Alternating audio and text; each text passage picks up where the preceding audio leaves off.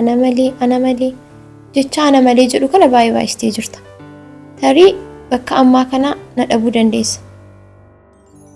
Kutaan ciisichaa tokkichi dubara takkaaf seenaa waggaa kumaati. Haalootaan jijjiiramuu wantoota arga beekte yoomidha jijjiiramtee kan gammachiisuu dandeessu ati. Haga yoomittidha kan akkasitti jiran. Ana maaltu akka na gaddisiisu beektaa? Dhiira akka keetii miira isaatiif jiraatu arguu qofa.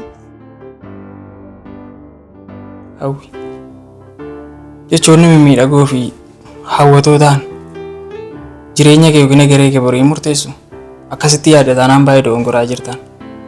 Yoo dubartii qalbii qabdu taate wantoota namni si wajjin dabarsuuf wantoota namni si wajjin dubbatu irraa baay'ee barachuu dandeessa malee fuuldura kee ittiin murteessuu hin dandeessu. Ana immoo amma kan naqaaneessaa jiru dhiira akka kee dubara isa jaalatta adda baasee hin beekne.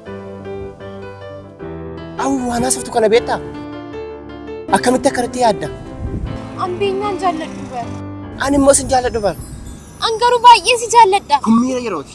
Miira yeroos ta'uu qaba.